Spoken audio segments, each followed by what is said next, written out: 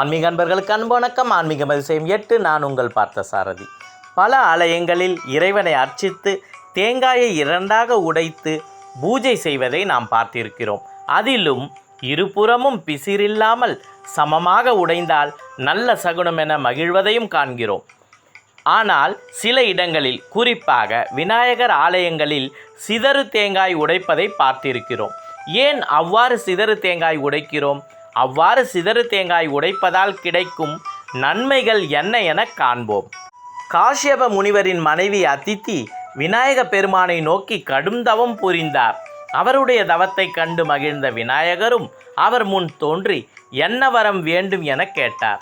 அதற்கு அதித்தி, கூடன் என்ற அசுரன் தேவர்களுக்கும் முனிவர்களுக்கும் பக்தர்களுக்கும் பெரும் கொடுமைகள் செய்வதால் அவனை அழித்து பக்தர்களை காக்க வேண்டும் என வேண்டினார். அதனை ஏற்றுக்கொண்ட விநாயகர் காஷ்யப முனிவர் மற்றும் அதிதியின் கையில் ஒரு குழந்தையாக மாறினார். மகிழ்ந்த இருவரும் அக்குழந்தைக்கு மகோர் சகடர் என்று பெயர் சூட்டி அன்போடு வளர்த்து வந்தனர்.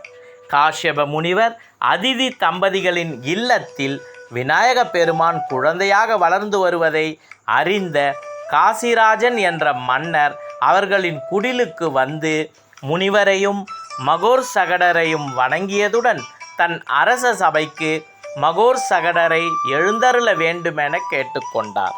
மகோர் சகடரும் அதற்கு ஒப்புக்கொண்டு காசிராஜன் அரண்மனைக்கு புறப்பட்டார்.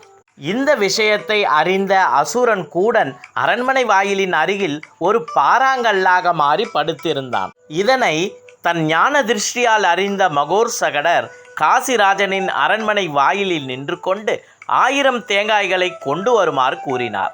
அவற்றை அரண்மனை வாயிலில் பாறாங்கல்லாக உள்ள கூடலின் மேல் எரிந்து உடைத்தார்.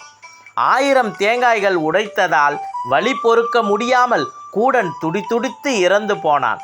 இதனால் தேவர்களும் முனிவர்களும் மிகவும் மகிழ்ந்தனர். அதனால்தான் விநாயகர் ஆலயங்களில் சிதறு தேங்காய்களை உடைத்து பிரார்த்தனை செய்கிறோம்.